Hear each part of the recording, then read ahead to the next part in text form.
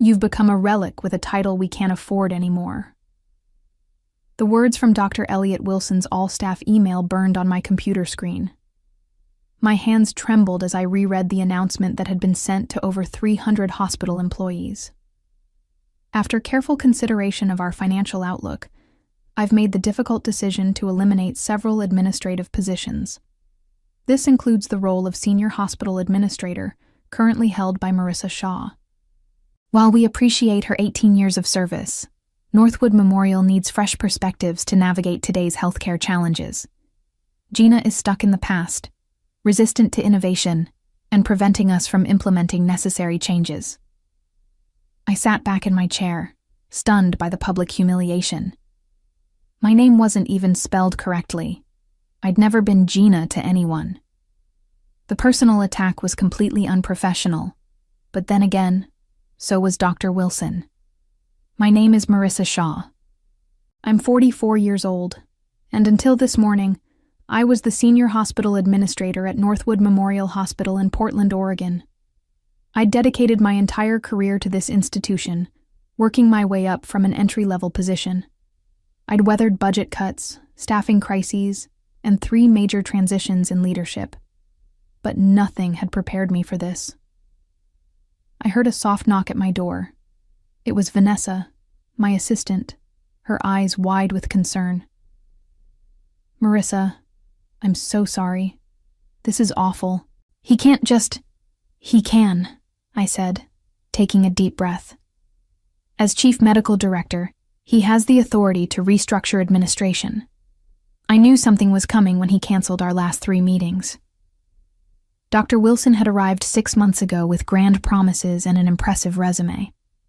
He spoke of innovations and efficiencies, but showed little interest in understanding how our hospital actually functioned. His first act had been to eliminate free parking for staff. His second had been to reduce nursing coverage on night shifts. "What will you do?" Vanessa asked, her voice cracking. I looked around my office, at the certificates on the wall, the family photos, and the row of binders on my shelf labeled Safety Protocols and Violations.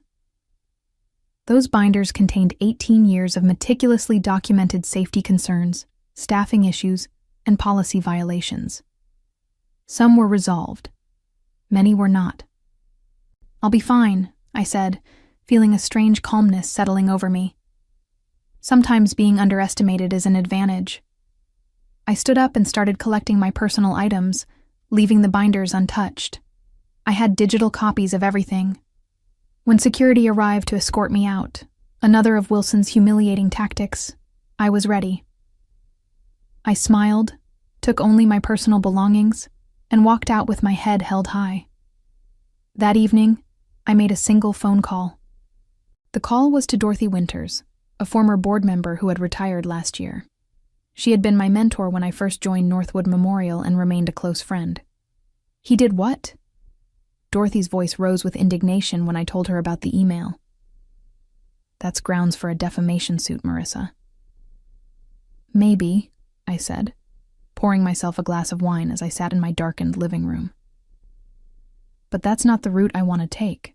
I explained to Dorothy how Dr. Wilson had been systematically dismantling safety protocols over the past 6 months, how he'd reduced nurse-to-patient ratios on oncology and pediatric floors, how he'd extended shifts for surgical staff beyond what was considered safe, how equipment maintenance schedules had been stretched to cut costs.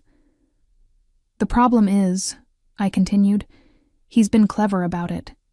Each change is presented as temporary or justified by some industry trend he's misinterpreting. The board sees the cost savings but not the risks. And I'm guessing you've documented all of this," Dorothy said. It wasn't a question. Every incident, every complaint, every near miss. I've been building these files since I started at Northwood. 3 hospital directors before Wilson have tried cutting corners, and I've always had the evidence to show why it wouldn't work. What I didn't tell Dorothy was how personal this felt. My mother had been a patient at Northwood 20 years ago. A missed medication and an understaffed night shift had led to complications that extended her hospital stay by weeks. It was that experience that had driven me to pursue hospital administration, to be the person ensuring those mistakes didn't happen to others. I sacrificed everything for that hospital, I said quietly. Relationships, starting a family, vacations. I believed I was making a difference. You were, Dorothy insisted, and you still can. The question is, what do you want to happen now? I took another sip of wine, considering my options. I could walk away with a severance package and find another position. I could file a wrongful termination lawsuit. I could retire early as Wilson intended, or I could fight. I want to protect the patients, I said finally, and the staff who are being pushed to their limits, but I need to be strategic about this. Smart, Dorothy agreed. Wilson has the board's ear right now, but that can change quickly if the right information comes to light. I glanced at my laptop, thinking of the files I'd been maintaining. Years of documented safety violations, staffing concerns, and policy breaches. Concrete evidence that could not be dismissed as the complaints of a disgruntled former employee. Give me a few days, I said. I need to organize my thoughts and my evidence. 3 days after my humiliating dismissal, I sat at my dining room table surrounded by printouts of emails, policy documents, and incident reports. I'd spent hours organizing the most compelling evidence of safety violations under Dr. Wilson's leadership. My phone buzzed with a text from Jessica Palmer, the night shift charge nurse in the emergency department. You wouldn't believe what happened last night. 2 nurses called out sick and weren't replaced. We were at dangerous levels all night. A patient with chest pain waited 4 hours to be seen. Wilson says it's the new normal, and we need to adapt. I added this to my growing file. It wasn't just anecdotal evidence anymore. The statistics showed a clear pattern. Incident reports had increased 37% since Wilson took over. Near misses, potential errors caught before they harmed patients, were up 42%. Staff turnover had doubled. My doorbell rang, interrupting my thoughts. I opened it to find Vanessa standing there with a takeout bag. I figured you weren't eating properly, she said, pushing past me into the kitchen. Also, I have updates. As she unpacked containers of Thai food, Vanessa filled me in on the chaos at Northwood. Wilson announced your replacement today. It's his former colleague from Chicago, Thomas Barton. No healthcare administration experience, but apparently a visionary in healthcare economics. I snorted. Translation: he knows how to cut costs regardless of impact. Exactly, Vanessa nodded. Oh, and they're implementing a new staffing model next week. Nurses will cover more patients, and they're cutting support staff hours. Has anyone raised concerns? I asked, though I already knew the answer. Catherine in nursing tried. Wilson told her if she couldn't handle the workload, perhaps she should explore opportunities elsewhere. Catherine Morris had been Northwood's nursing director for 15 years. She was respected, efficient, and uncompromising when it came to patient safety. If Wilson was pushing her out too, the situation was worse than I thought. What's your plan? Vanessa asked, studying my expression. You have that look you get when you're plotting something. I hesitated. Vanessa was loyal, but involving her could put her job at risk. I'm considering my options, I said carefully. The most direct route would be going to the board with evidence of unsafe practices, but Wilson has them convinced he's saving the hospital from financial ruin. What about the healthcare authority? Vanessa suggested. An anonymous tip about safety violations would trigger an investigation. I'd considered this, but regulatory investigations moved slowly, and Wilson could cover his tracks. I needed something more immediate. I'm thinking I might need to approach this from multiple angles, I said. The regulators, yes, but also the medical staff who have concerns, the patients who've experienced declining care, and possibly the media. Vanessa raised an eyebrow. Going nuclear, huh? Not yet, I replied. But I'm preparing for all possibilities. What I didn't say was how angry I felt. Not just about losing my job, but about the disregard for safety I'd spent my career protecting. Wilson wasn't just pushing me out. He was undoing years of work that kept patients safe. I thought about the binders in my office, the evidence I'd accumulated, and made a decision. It was time to act. A week after my dismissal, I sat in a quiet corner of a cafe 3 blocks from Northwood Memorial, nursing a cup of coffee that had long gone cold. Across from me sat Dr. Andrew Bennett, chief of surgery, and someone I'd worked closely with for over a decade. "I shouldn't be meeting with you," he said in a low voice, glancing around nervously. "Wilson made it clear that anyone maintaining contact with you would be seen as undermining the new direction." "Yet, here you are," I observed. Andrew sighed, running a hand through his salt and pepper hair. "What's happening isn't right, Marissa. Wilson is making decisions that compromise patient care, and nobody seems able to stop him." "Tell me what's changed since I left," I said, pulling out a notebook. For the next 30 minutes, Andrew detailed alarming developments. Surgical teams working double shifts, equipment maintenance postponed, supplies rationed to the point where staff were bringing their own basic items. Most concerning was the new streamlined patient discharge process that prioritized freeing up beds over ensuring patients were ready to go home. "We had 3 readmissions last week because patients were discharged too soon," Andrew reported grimly. One was an elderly woman who went home without proper medication instructions. She was back in the emergency department 12 hours later, much worse than when she left. "Are people documenting these incidents?" I asked. Andrew nodded. "We're trying, but Wilson's appointed administrators who minimize concerns or lose the paperwork. Catherine's been keeping her own records, but she's walking on thin ice already." I slid a USB drive across the table. "I need you to give this to Catherine. It contains templates for documenting unsafe conditions in a way that can stand up to regulatory scrutiny." Andrew pocketed the drive. "What are you planning, Marissa?" "I'm gathering evidence for the healthcare authority," I admitted. "But I need current documentation that corroborates the patterns I've been tracking. You know this could end careers, right? Including yours and mine?" I met his gaze steadily. "What about the patients whose lives we're supposed to be protecting? How many of them will suffer because we were too afraid to act?" Andrew looked down at his coffee. "You're right. It's just intimidating. Wilson has the board wrapped around his finger. He's promising financial miracles. Financial miracles usually come at a cost," I pointed out. "In this case, patient safety." "I'll help," Andrew decided. "But be careful. Wilson's more connected than you think. His brother-in-law is on the Hospital Association board, and he's got friends at the state level." That was information I hadn't known, and it complicated matters.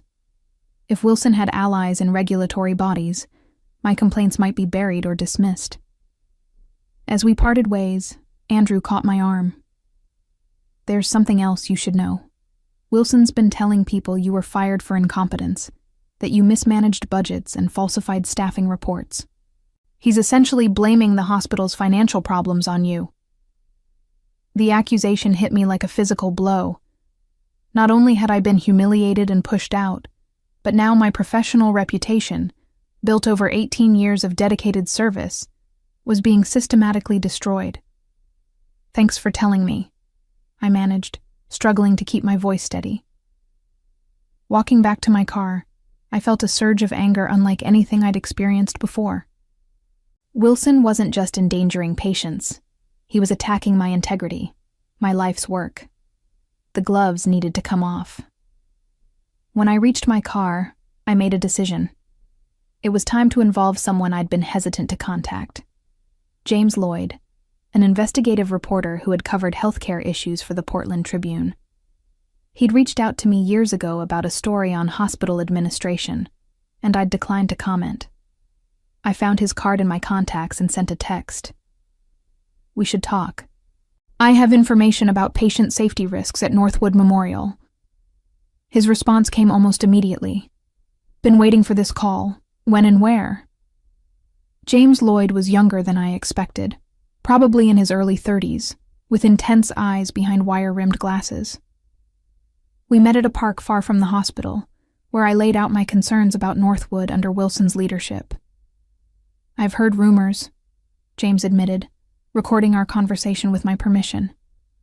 "Staffing complaints, unusual turnover rates, but without someone on the inside, it's hard to verify." "I've got more than rumors," I said, handing him a folder. "These are redacted copies of incident reports from the past 6 months. They show a clear pattern of increased safety risks correlating directly with Wilson's policy changes." James flipped through the documents, his expression growing more serious with each page. "This is concerning, but Wilson could argue these are isolated incidents, or the result of system-wide healthcare challenges. That's why I've also compiled these." I pulled out a second folder containing statistical analyses. "These show that while similar hospitals in our region maintained consistent safety metrics, Northwood's have declined dramatically since Wilson's arrival." James whistled softly. "You really did your homework." 18 years of homework," I corrected. "I've been tracking these patterns through multiple administrations. The difference is that previous directors listened when presented with evidence. Wilson fired me instead." "Why go public now?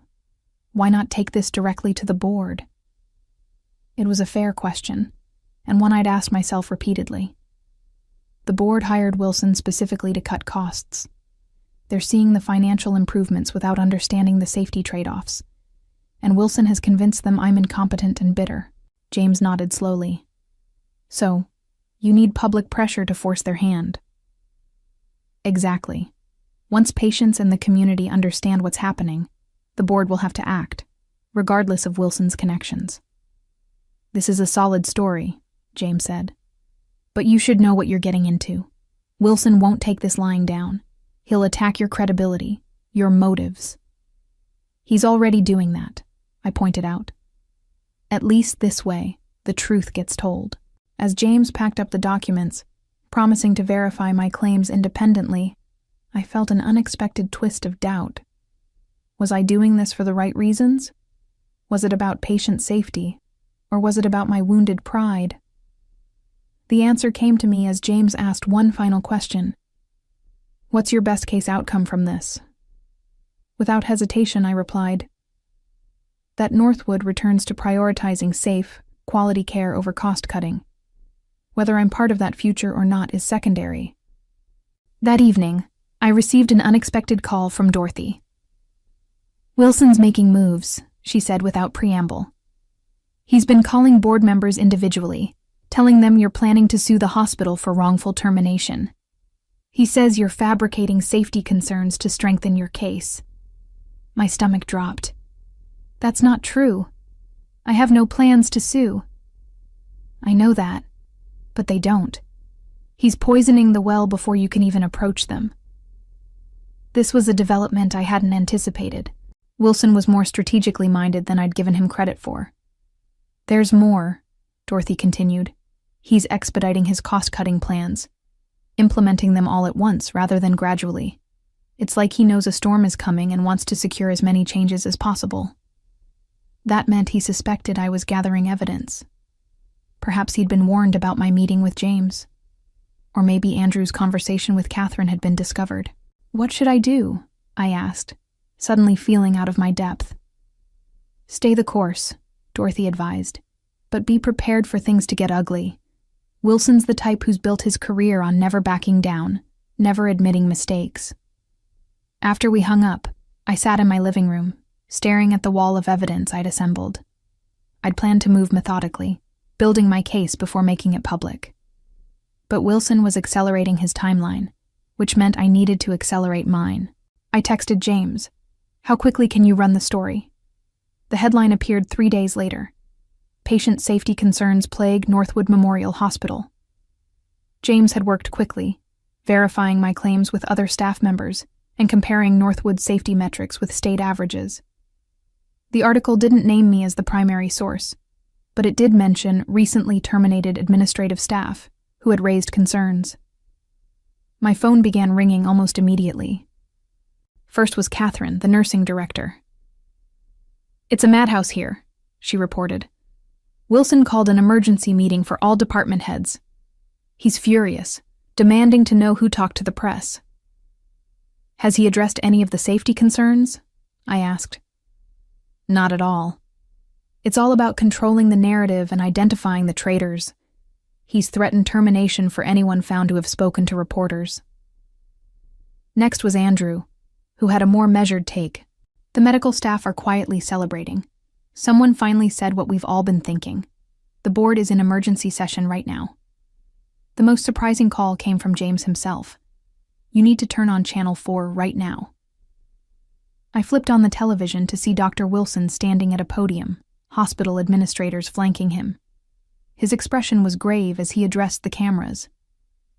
"The allegations printed in this morning's Tribune are categorically false," he stated firmly. "Northwood Memorial maintains the highest standards of patient care. These fabricated concerns appear to stem from a former employee who was terminated for incompetence and has been engaged in a vendetta against this institution." He went on to describe me, not by name but clearly identifiable, as disgruntled, resistant to necessary change, and willing to damage the hospital's reputation out of spite. "We have retained legal counsel," Wilson continued, "and will be exploring our options regarding this defamatory article." I muted the television, my heart racing. He was attacking me publicly, questioning my integrity and professionalism. "You've got him running scared," James said over the phone. "But this is just the beginning." "What happens next?" I asked. "Next is when things get interesting." The state healthcare authority contacted me after the article ran. They want to see all the documentation. This was faster than I'd expected. Typically, regulatory bodies moved at a glacial pace, but perhaps the public nature of the allegations had forced their hand. "I have copies of everything ready to go," I told him. "But what about Wilson's legal threats?" "Standard intimidation tactics," James dismissed. "The Tribune's lawyers reviewed every word before publication. Everything's factual and properly sourced." I wasn't so easily reassured. Wilson had resources and connections I didn't. While I'd been meticulous in my documentation, I knew how facts could be twisted, how narratives could be shaped to villainize whistleblowers. Later that afternoon, I received an anonymous email from a Northwood email address. "Check patient readmission reports for oncology over the last 2 months. Pattern of premature discharges followed by complications. Wilson personally approved new discharge protocols despite multiple objections from oncologists." This was exactly the kind of specific, verifiable information that could strengthen the case against Wilson. I forwarded it to James, who promised to follow up. By evening, news vans were parked outside Northwood. The local healthcare workers' union had issued a statement supporting the Tribune's investigation and calling for a full review of the hospital's safety protocols. Patient advocacy groups were demanding answers.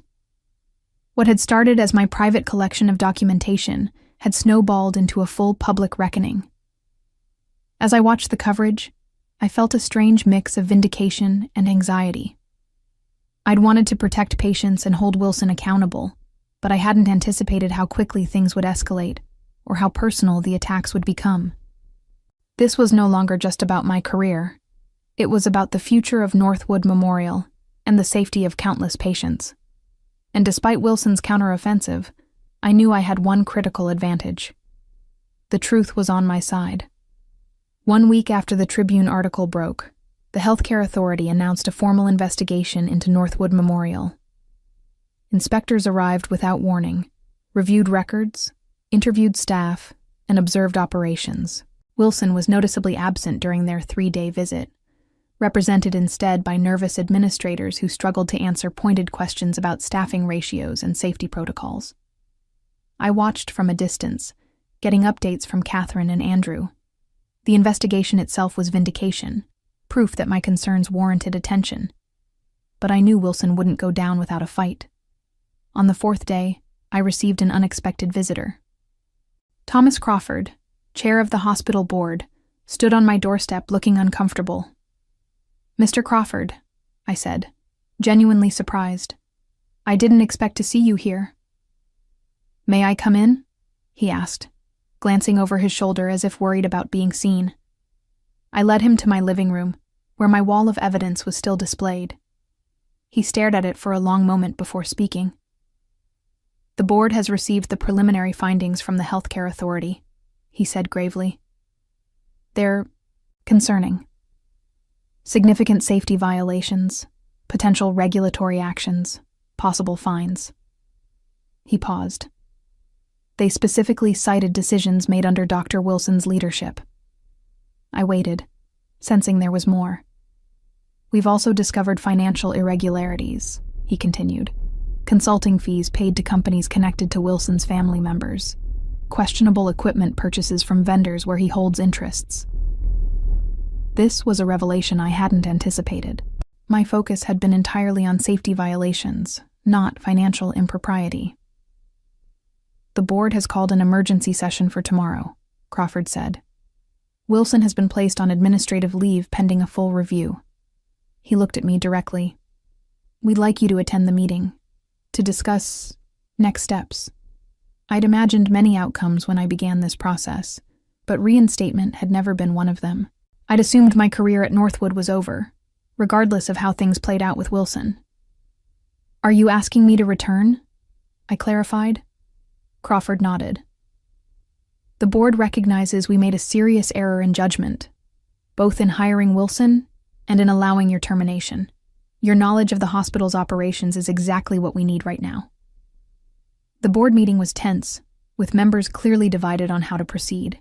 Some, including Crawford, acknowledged the errors in judgment regarding Wilson. Others were still defensive, suggesting the problems had been exaggerated. Wilson himself was absent, represented by an attorney who made vague statements about differences in management philosophy and misunderstandings about policy changes. When it was my turn to speak, I laid out not just the safety concerns, but my vision for addressing them: reinstating proper nurse-to-patient ratios, resuming regular equipment maintenance, and implementing a system of checks and balances to prevent future compromises to patient care. "These aren't radical suggestions," I emphasized. "They're standard practices that Northwood successfully maintained for years before recent changes. Yes, they have costs, but so do readmissions, complications, and regulatory fines." The debate continued for hours, but by meeting's end, the board had reached several decisions. First, Dr. Wilson's employment was terminated, effective immediately. Second, I would be reinstated as senior hospital administrator, with an expanded role overseeing safety compliance. Third, an independent audit would review all policy changes implemented in the past 6 months, with immediate reversal of any that compromised patient care. As the meeting concluded, James Lloyd's story hit the online edition of the Tribune. Healthcare Authority confirms safety violations at Northwood. Director removed. The article detailed not just the safety concerns, but also the financial irregularities discovered during the investigation. Walking out of the boardroom, I felt a complex mix of emotions: satisfaction that patient safety would be restored, relief that my professional reputation had been vindicated, but also awareness of the damaged relationships and trust that would need rebuilding. Catherine met me in the hallway, a tentative smile on her face. "Welcome back," she said simply. "There's a lot of work to do," I replied. "Yes," she agreed, "but this time we'll do it right." In the weeks that followed, I led the implementation of systemic changes at Northwood. We returned to appropriate staffing levels, reinstated essential safety protocols, and established transparent reporting systems for safety concerns. The Healthcare Authority's final report outlined 27 significant violations under Wilson's leadership, resulting in substantial fines, but more importantly, a roadmap for improvement. Wilson, facing professional disgrace and potential legal issues related to financial improprieties, left Portland entirely. I heard he'd taken a position at a private healthcare consultancy in another state, a concerning development, but one outside my control. As for me, I found myself more committed than ever to Northwood's mission. The experience had reminded me why I'd entered healthcare administration in the first place: not for power or prestige, but to ensure that patients received the safe, quality care they deserved. 1 year after my early retirement and subsequent return, I stood in the hospital lobby unveiling a new patient safety initiative. Looking at the assembled staff, many of whom had risked their jobs to speak truth about unsafe conditions, I felt profound gratitude. My meticulous documentation had provided the ammunition, but their courage had made victory possible.